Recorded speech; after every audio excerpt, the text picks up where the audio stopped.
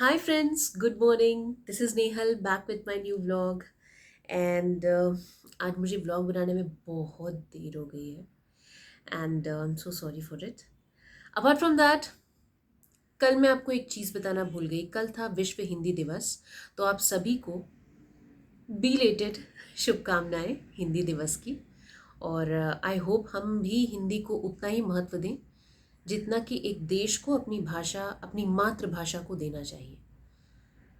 Anyways, आज आज मैं आपको एक बहुत ही अच्छे, फेमस और स्टार पर्सनालिटी की कहानी बताने वाली हूँ जिनका नाम है Steve Harvey. He is a famous TV presenter, comedian and an actor. Successful comedian and successful actor.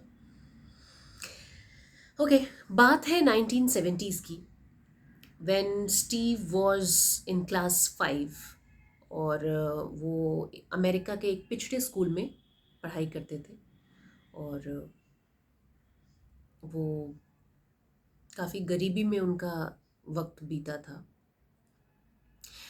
तो क्या होता है, एक एक दिन क्लास में क्राफ्ट टीचर आती हैं और वो बच्चों को बोलती हैं कि आप लोग एक पेपर पे जो भी आप बड़े होकर के बनना चाहते हो उसे मुझे लिख के सबमिट कर दो. कल सुबह प्रेयर होने के बाद मैं उस स्पेशल बच्चे का नोट पढ़ूंगी जिस पे मुझे लगेगा कि हाँ, ये डेफिनेटली कुछ बन सकता है. और मतलब जिसका अच्छा लगेगा मैं उसका चिट पढ़ूंगी सबके सामने और उस बच्चे को एक गोल्डन स्टार दूंगी. सारे बच्चे बहुत खुश, सभी कुछ ना कुछ अपने एक पेपर पे लिख के लेके आते हैं. स्टीव ने भी कुछ ऐसा ही किया और वो काफ़ी एक्साइटेड भी था अगले दिन के लिए. और टीचर ने सब बच्चों का नाम पढ़ा, मतलब जिनका उनको लगता था कि हाँ, इनका स्पेशल है, इनका सही है सब कुछ. सबसे लास्ट में उन्होंने स्टीव का नाम बोला. अब स्टीव के तो मन में लड्डू फूटने लगे. उसे लगा अरे यार, आज तक मुझे कोई ख़ास प्राइज़ या कुछ भी ऐसा कुछ अजीब चीज़ मेरे साथ नहीं हुई है या इतनी बेहतरीन चीज़ कुछ मेरे साथ नहीं हुई है. तो ये अच्छी बात है कि मैम लगता है आज मुझे गोल्डन स्टार देंगी. तो he was very happy when ma'am announced his name. And उन्होंने पढ़ा उस पेपर को और उस पेपर पे लिखा था कि मैं एक टीवी प्रेजेंटर बनना चाहता हूँ, मैं एक टीवी फेमस पर्सनालिटी बनना चाहता हूँ, लोग मुझे देखें, जानें. ये पढ़ के मैम ने उसे खूब खरी खोटी सुनाई. मैम ने उससे बोला, सबसे पहले तो तुम बहुत ज़्यादा हकलाते हो. क्या तुमने कभी ऐसे किसी फेमस पर्सनालिटी को देखा है जो हकलाते हुए बोलता है लोगों के सामने? स्टीव को बहुत बुरा लगा.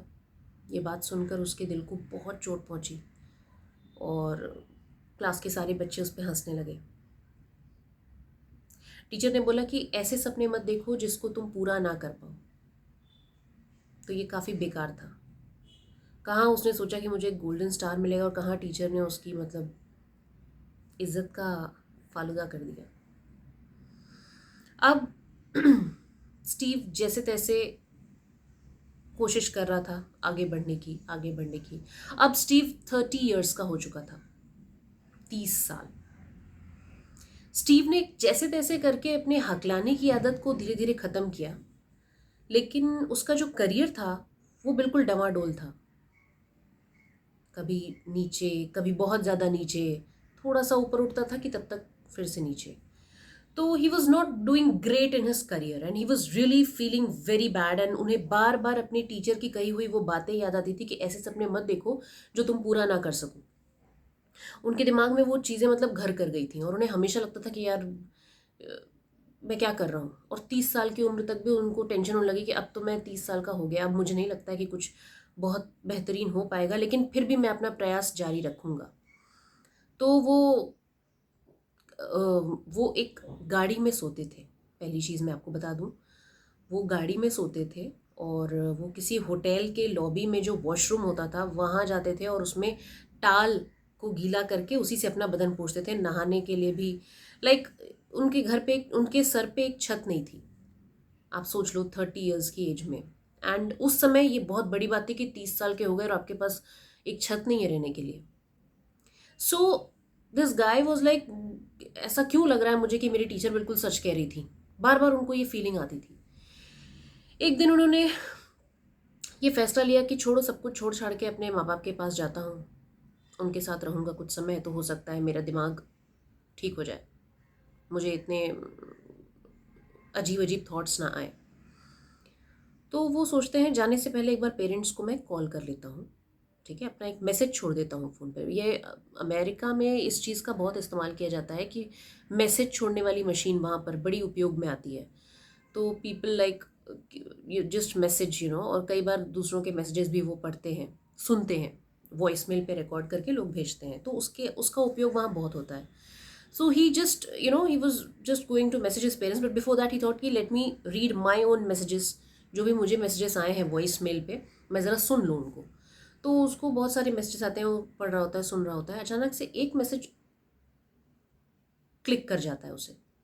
वो मैसेज रहता है कि एक बहुत बड़े टीवी शो से उसको एक ऑफ़र आता है कि आप यहाँ आकर के अपना कॉमेडी करें और आपको उसके बहुत सारे पैसे मिलेंगे। So he was like his happiness knew no leaps no bounds, he was really very happy, और उन्हें लगा कि यार ये तो बहुत अच्छा है। आगे का मैसेज वो सुनते हैं तो वो रहता है वो किसी दूसरे शहर में उन्हें जाके परफॉर्म करना था, जिस इंसान के पास मतलब उनके पास पैसे ही नहीं थे। It was very difficult for him to दूसरे शहर में जाना और परफॉर्म करना, उसके लिए पैसे चाहिए थे उन्हें। अब वो अपनी गाड़ी में बैठे और बहुत ज़ोर ज़ोर से रोए, चिल्लाए, चीखे। जब थोड़े से शांत हुए तो उन्हें लगा कि लाओ थोड़ा और एक बार उस मैसेज को सुन लूँ, सुन के ही खुश हो लेता हूँ। So he just read those messages again, sorry, उन्होंने सुना उन मैसेजेस को, और उसके आगे भी एक दो मैसेजेस और थे, तो वो भी वो सुन रहे थे। तो उसमें से एक मैसेज, जो दूसरा मैसेज था, वो था कि वो उनके पास के ही रेस्टोरेंट में उन्हें एक ऑफ़र आया था कि यहाँ पर आप 2 दिन अपना शो करें और पैसे कमाएं, 2 दिन में जितना हो सकता है। बहुत ज़्यादा पैसे तो वो ऑफ़र कर भी नहीं रहे थे ऑब्वियसली, लेकिन उनको यहाँ से दूसरे शहर में जाने के लिए जो टिकट चाहिए था उसके पैसे क्लियर हो जाते उन पैसों से। उन्होंने फटाफट परफॉर्मेंस दी, उन्हें पैसे मिले, और फिर वो उन पैसों से फटाफट अपनी जगह पे, जहाँ उन्हें एक फेमस उस टीवी शो पे जाना था, वो चले गए। उन्होंने बहुत अच्छा परफॉर्म किया। इनफैक्ट उन्होंने कुछ जोक्स तो फ्लाइट में बैठे बैठे, आई मीन प्लेन में बैठे बैठे बनाए थे। वो जोक्स तो मतलब दे वर आउटस्टैंडिंग, वो आज भी सुनाए जाते हैं, उन लोगों को बहुत, मतलब लोग उसके बहुत ठहाके लगाते हैं। उस दिन के बाद, एंड टुडे ही 64 ईयर्स, वो कभी पीछे मुड़ के नहीं देखे, और वो हमेशा, आज वो सबसे बड़े टीवी प्रेजेंटर हैं, उनके बहुत सारे शोज आते हैं, सबसे ज़्यादा पैसा कमाते हैं, और बहुत सक्सेसफुल लाइफ है उनकी। हर साल एक चीज़ और बहुत इम्पॉर्टेंट है, अपने बर्थडे पे वो उस टीचर को, जिसने उन्होंने, जो आपको याद है मैंने बताया उन्होंने क्या कहा था उन्हें, वो उन्हें एक बहुत बड़ा टीवी हर साल अपने बर्थडे पर सेंड करते हैं एज अ गिफ्ट। अपने बर्थडे पर उन्हें सेंड करते हैं, सिर्फ इसलिए कि वो भी देख सकें कि टीवी पे ये पर्सनालिटी, जो मैंने लिखा था अपने पेपर पे कि मुझे एक मशहूर टीवी पर्सनालिटी बनना है, ये हूँ मैं, आप इस टीवी पे मुझे देखिए, हकलाने वाला। So this is life. वो हार मान जाते और बैठ जाते तो क्या होता, दुनिया को क्या पता चलता। हु नोज, हम में से कितने सारे लोग हैं, मतलब इतने सारी चीज़ें हैं, हम छोटे छोटे ऑब्स्टेकल्स दे करके एकदम पीछे बैठ जाते हैं। बट सी, ये यूनिवर्स थी जो उनका साथ दे रही थी, उनके संघर्ष में उनका साथ दे रही थी, और उन्होंने अपने संघर्ष को क्रॉस किया और वो आगे गए। हमको हर चीज़ ना बहुत जल्दी चाहिए, हमको कामयाबी बहुत जल्दी चाहिए, अभी चाहिए यार, मैंने अभी किया, उसको कैसे, उसके पास कामयाबी कैसे आ गई इतना फास्ट, देखो आज कितने मज़े में है। आज जो भी बहुत मज़े में है, बहुत तकलीफ, बहुत संघर्ष सह करके वो आगे बढ़ा है। हम उसके पीछे की बैकग्राउंड स्टोरी नहीं जानते, हम आज वो कैसा है, अभी वो कैसा है, उस पर फोकस कर रहे हैं। हर इंसान का अपना एक संघर्ष होता है। अब जो लोगों को शॉर्टकट तरीके से आगे बढ़ना है, वो पता नहीं कहाँ तक जा पाते हैं।